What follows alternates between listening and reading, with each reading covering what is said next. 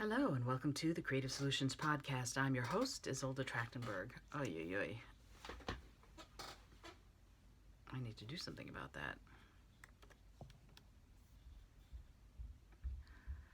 Hello and welcome to the Creative Solutions Podcast. I'm your host, Izolda Trakhtenberg, here with another Vegan Life Solutions episode where I am exploring the intersection of veganism, environmental issues, and personal well-being. I'm going to be here to guide you through a journey of self-discovery and actionable solutions. And today I want to dive deep into the topic of veganism and deforestation. This is all part of the Veganism and the Environment 10-episode series that I've been doing. This is episode 8. I can't believe I'm almost at the end. But really, this is also about how the weight of the world's troubles can make it challenging to find peace within ourselves. Both can coexist. You can care deeply and you can be peaceful. And I want to talk about how we can do that even when we're tackling these really, really big issues. Okay, picture this. You're aware of the immense suffering animals endure and the alarming state of our planet due to deforestation and the climate crisis. It's overwhelming, right? Sometimes it feels like the weight on our shoulders is just too much to bear. But in this episode, I'm going to share with you some surefire ways to manage your stress quickly and efficiently. If you stick around until the end of the episode, I'm going to have a special bonus for you. I'm going to reveal 3 easy techniques you can use to de-stress whenever the weight becomes too much to handle. Because frankly, if you're too stressed to take action, you're going to burn out, and that's going to be it. So even when you're aware, even when you care deeply, even when you're burnt out, you can still get to a place of peace and rejuvenation so that you can keep fighting the good fight. So if you're vegan like I am for the animals and also aware of how animal agriculture practices are decimating the rest of the ecosystem and the biosphere, it just sort of makes you feel like you're being, an anvil is sort of pressing you down. And so I want to give you something that will help, even as we talk about these really weighty issues. I want to give you something that will help you relax and rejuvenate so that you can still fight the good fight. So I'm going to do that at the very end. But today I want to dive in to deforestation and its deep-rooted connection to animal agriculture. I want to explore how choosing vegan alternatives can combat rampant forest loss and protect the delicate balance of terrestrial ecosystems. Now imagine a majestic forest, vibrant and teeming with life. It's a sanctuary for amazing countless species, and it provides habitat, clean air, and vital ecological services, not just for that local ecosystem, but frankly for the rest of the living, breathing beings on the planet. Because remember, I always like to talk about that sort of infinity symbol. And I ask this when I work with kids, I ask them this question: do you know what we breathe in? And they go, air. And I go, great, but what is it? And they go, oxygen, mostly oxygen. Okay, so boom, we breathe in oxygen, and what do we breathe out? And they get it, carbon dioxide, CO2, great. And then I go, but do you know what plants breathe in? And they go, and then we figure out that plants breathe in carbon dioxide, and then what do plants breathe out?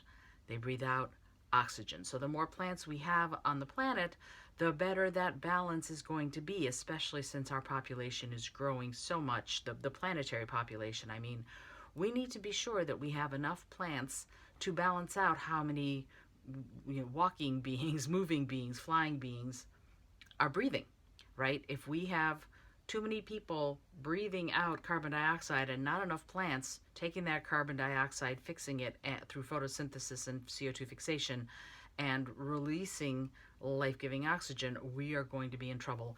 And I've talked about this before. They say that Mars is our past and Venus is our potential future.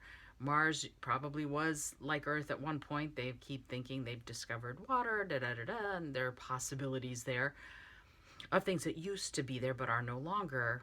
And Venus is greenhouse gases run rampant, right? So that is the potential if we are not careful with that very delicate balance, because really the forests are being stripped away, trees are falling one by one, and they're giving way to vast expanses of pasture land or fields for animal feed crops, right? And it's funny. I met a woman just the other day. Shout out to you, Becky, sitting sitting at Dreamery having my vegan chocolate covered ice cream. I started chatting with her, and her husband owns a lumber reclamation business. In other words, when there's old lumber that can still be used but is about to be thrown out, his company comes in and reclaims it so that fewer trees are cut down for all of our wood needs. And I forget the name of the woman, Jane Evershed, I want to say, who created a painting. And on the painting, she said, if trees could scream, no one would ever sleep peacefully again. And that's just true, because we are countless trees are being cut down to make room for either pasture land or fields for animal feed crops. So the stark reality is it's happening on a massive scale across the entire planet, and it's essential to understand the destructive link between animal agriculture and deforestation. So let's imagine a puzzle, a really beautiful, intricate puzzle that represents the complex web of life in a forest. Each piece of the puzzle is like a species, and it fits perfectly together to create that thriving ecosystem. They balance, they depend on each other, and they thrive together. But what happens when we forcefully remove pieces from the puzzle? First of all, the image becomes fragmented and incomplete, and ultimately, the entire system's going to suffer. And that's exactly what happens when forests are cleared to make room for animal agriculture. And the intricate balance there is disrupted, and the consequences ripple throughout the entire ecosystem. And I'm going to tell it this way, ultimately, the entire Earth biosphere.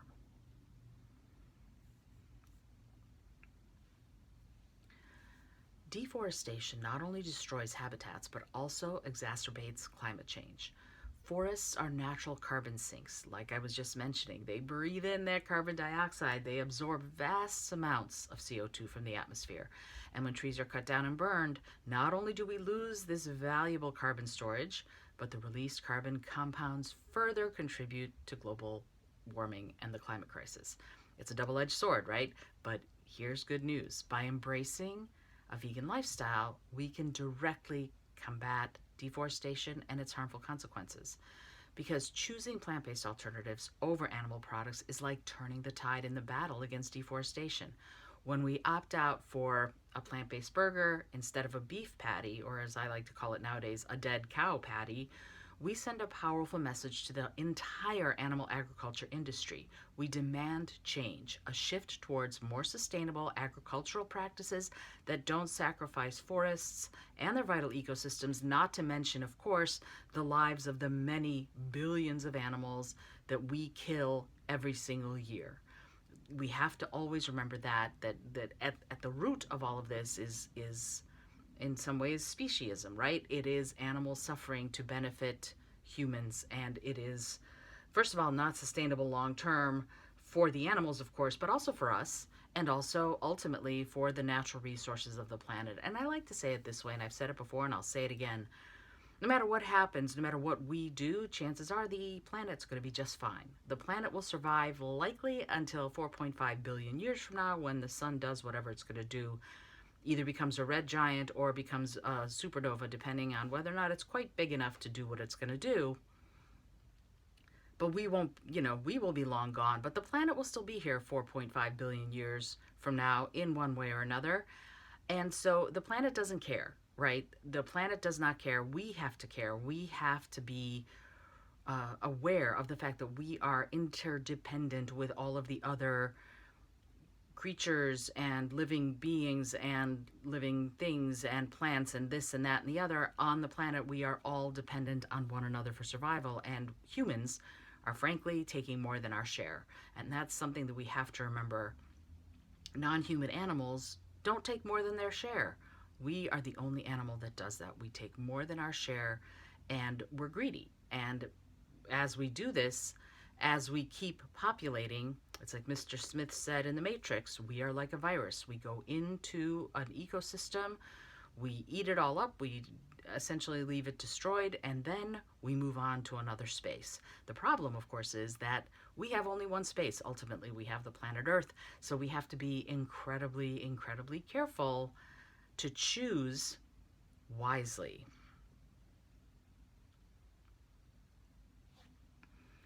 And I think the power of our choices extends beyond our plates. As citizens, as consumers, we have the ability to influence market demand and shape the future of food production. By supporting companies and initiatives that prioritize sustainable sourcing and regenerative farming practices, we can help create a world where forests are protected and thriving ecosystems coexist with our agricultural systems. And I'm not talking about animal agriculture here, of course. I am talking very specifically about farming that is plant-based, of course. I'm vegan, so I'm never, when I talk about farming practices, I just need to put it out there, I'm always talking about plant farming. And I want to invite you to take action. Educate yourself on the devastating link between animal agriculture and deforestation. Dive into the resource. Really explore the documentaries, and there are tons of them.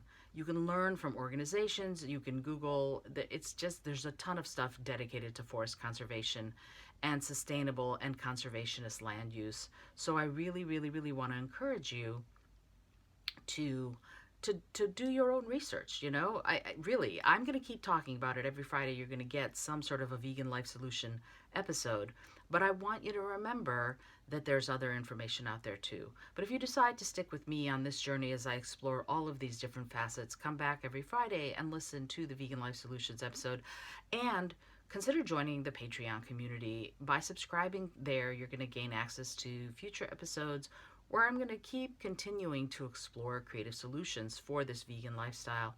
And as a member of the Patreon community, you'll also receive exclusive bonus things and behind the scenes content and videos and art and suggestions for recipes, cool and new things as far as different ways of doing episodes. And actually, since you are here now, if you're here on Friday, there's going to be a very special episode on July 11th. July 10th is the big launch of the meditation class. July 11th, and I'm still not sure if I'm going to try and do it live. I might just do it and then just release the episode right that day, just because we're doing something really cool. Jungle Cafe and I are going to be doing a super cool event where I'm going to come in and we're going to do a live episode on an Indian they have buffets. Indian Day is Tuesday, and they're going to make some special dishes, and I'm going to get to try them and talk about them. And then I'm going to talk to the owner slash manager about his process of having an amazing little vegan restaurant right near the water, near Transmitter Park in Brooklyn, that serves the community, that is all about love and accessing joy and doing no harm, really ahimsa.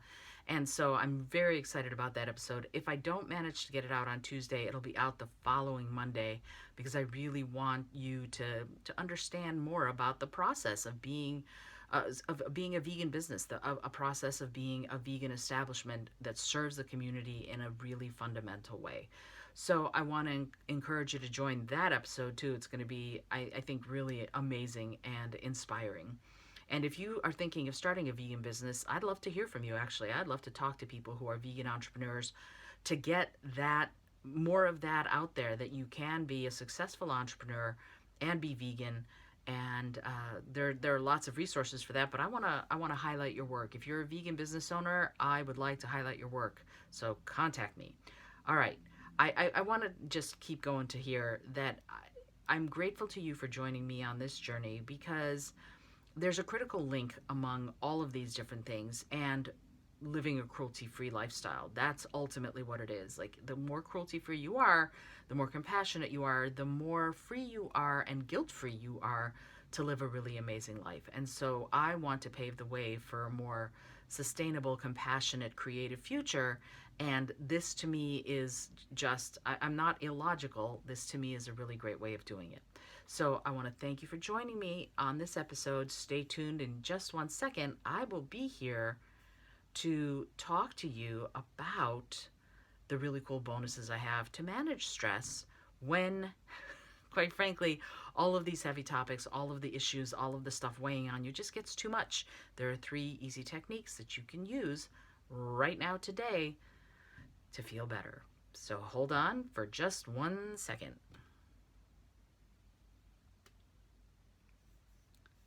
All right, are you ready to discover a sense of peace among the chaos? These techniques are not just quick fixes. They're powerful tools that can support you on your mission to make the world a better place. By taking care of yourself, you're going to be better equipped to create positive change in the world around you. So let's get started. When things feel too much, here are 3 things that you can do.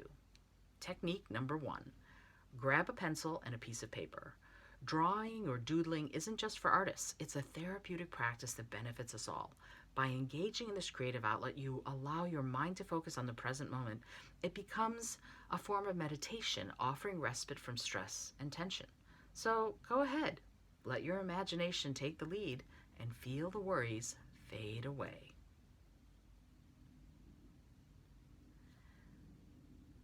Technique number 2, the power of music astonishes me. Put on a piece of music you love and listen to it as if you've never heard it before. Allow the harmonies, lyrics, melodies to wash over you, enveloping you in a soothing embrace. As you immerse yourself in the music, even for just one song, you're going to find solace, inspiration, and a renewed sense of calm. Let the music be your guide to a tranquil state of mind.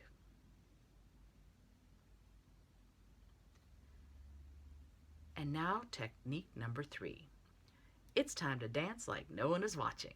Remember that song you used to love to boogie to when you were younger? Put it on and let the rhythm take control. Allow your body to move freely without inhibition. Dancing not only releases physical tension, but also brings forth a surge of positive energy. Embrace the joy, let go of stress, and dance your way to a lighter heart.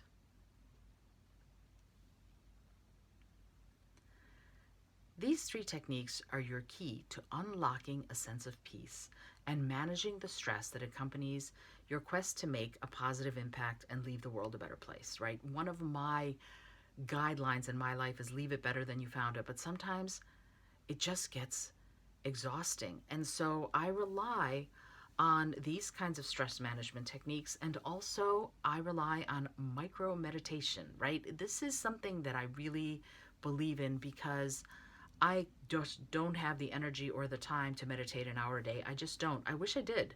I get maybe 15 to 20 minutes a day in, and still it's really impactful. It actually makes a huge difference in my day if I get some time to just be and not think about all the things that I have to do and all the problems of the world. You need a little bit of time. And so I'm going to ask you to consider another easy 5-minute way to relieve stress, and that's my Meditation for Busy People class. It's going to be open on July 10th, but you can pre-register. The class is available for really only $29.99 because I wanted to ensure that anyone seeking to start a meditation practice, to manage stress, to cultivate peace, to access joy, to rejuvenate and restore and recharge, to go out and fight the good fight, can access it. And if you register for the class anytime before July 14th, 2023, you're going to be eligible to win copies of my books. And I have 9 books out now. And my intern, Peter, shout out to Peter the intern, has said we need to give giveaways, prizes, and bonuses to people who register for your class. So if you register for the class anytime between now and July 14th, 2023, you could be eligible to win a copy of Life Elements, or a copy of Speak From Within, or a copy of perhaps even The Fiddler's Talisman, or Win the Day. I have 9 books. I'm super excited to have those available or make those available to you if you register for the class. They are mostly self-improvement, but some fiction. Die by the Sword is going to be available too, I think, and that's my mystery novel. So I'm very excited to have you join in, and also if you register, there are lots of bonuses if you register before July 14th. I'm going to host a live exclusive webinar for only the people who register for the class And basically, I'm not going to sell you on anything. I'm just going to do a really deep dive meditation into abundance and joy. So, sort of cultivating that and how to keep it going after the meditation. And I'll also be there to answer any questions that you have. So, I hope you join me for the class. And really, the cool thing about the class, I have to say, I really wanted to focus in on the fact that a lot of us are busy, a lot of us are stressed, a lot of us feel like it would be just, oh, one more thing to add on. And I wanted to take that one more thing to add on and sort of go, if you feel like you're too busy to meditate, then this is something you really need to do right now, because it takes literally 5 minutes, right? The meditations themselves, there's introductions, there's a couple of things to do for the class, but the meditations themselves are no more than 5 minutes. I wanted them to be super accessible and a super easy, if you will, gateway drug to deeper meditation if you decide you can do it. And one thing that I've noticed is when I meditate, I feel like I have more time in my day, because when I'm stressed, when I'm running around with my hair on fire, frankly, that's when it's not working, right? That's when it's like, ah! So instead, I meditate just a few minutes a day. I get myself into that space. I usually, right before I do my Tai Chi or my yoga, depending on which day it is, when I get into that meditative space, even for 5 minutes, I feel like things open, like there's more room to breathe. Regardless of what my day is like, I'm not as hyper reactive. I'm not as stressed out. I'm just more chill. I'm just more relaxed. That's it, really. That's what it is. I'm just more chill. And therefore, I am super able to be flexible and to respond from a more peaceful place. And in fact, when I work with my life coaching clients, this is another little bonus from me to you. When I work with my life coaching clients, I actually am going to encourage you to find the video of this, because it's going to be on my TikTok and my Instagram, because I'm about to do it. So here's what you do. I want you to make your hand super rigid, like make it, open your fingers and really make it super rigid. Now, from that rigid place, try and wiggle your fingers while your hand is rigid, right? It's painful actually to try and, ow, that actually hurt. It's painful to try and wiggle your fingers when everything is rigid. And now I want you to just relax your hand and let it flop. And you can see if you're watching the video, it's just flopped. And now wiggle your fingers. Super, super, super different. Notice for yourself. Try it again. Rigid, wiggle your fingers. Is it hard or easy? And now let your hand relax and wiggle your fingers. Is it hard or easy? Or is it easier or harder than when your hand was rigid? Why it's important is because it's the same exact thing. When you're stressed, you tend to be more rigid because you are in that fight, flight, or freeze sympathetic nervous system part of your brain, which means you're ready for a fight, which means you're tensed because you know it. And if you're in your parasympathetic nervous system, which is after meditation, you're going to be more relaxed. So wiggling, getting more flexible, being able to be more maneuverable will come more easily. And that is the key, right? That's when you feel like things are expansive, like you have more time, like you have more freedom, like you have more options, because you can see and experience more options because you're not rigid. Rigidity is usually focused in one direction and might be going from one direction to the next, to the next, to the next in hypervigilance. But when you're rigid, that's what's going on. Versus flexibility and being more open to whatever's coming. And when you are in that space, you can respond much more effectively, much better, because you're not focused in one direction. And in fact, my keto sensei had us do this. They would have us be rigid in one direction, and she'd come by and she'd just push us and we would just fall over. We would collapse. And it's like, wait, what's going on? And she'd say, well, as soon as you're focused in one specific direction instead of loose and potentially going in any direction, if I go into the direction directly perpendicular to where you're focused, you're incredibly weak there. So that's why rigidity is not great when it comes to that. If you can find the point where the weakness is because the thing is rigid, you're just going to destroy it. It's just going to crumble apart. Whereas if you're relaxed and flexible and maneuverable, if you will, when she would come along and we were relaxed and being able to go with the flow, if you will, she would try to push us over and we'd just go whoop and we'd move, but we would not crumble. Why? Because we were able to go into any direction from where we were instead of only focusing on one direction. So that's the same thing with meditation and with mindfulness. When you do that, that is what you're doing. And that goes through to every part of your life, in your conversations, in your communication, in your creative life, in your professional life. Being rigid, holding to a single way of doing things will eventually make you wonky. And what you want instead is to be flexible and maneuverable and receptive. That will eventually make you compassionate, creative, confident, and curious about how to come up with those really cool solutions so that you are able to do a better job at whatever it is you're doing, whether it's creative work, personal life, or your career. Everything becomes more attainable when you're flexible. Alrighty, I hope you've enjoyed this episode. I am Izolda Trakhtenberg for the Creative Solutions Podcast. If you're listening to this on Friday, consider registering for the class. There's some fun bonuses that will be available to you. Until next time, I remind you, as always, to be bold, be creative, and most of all, be kind.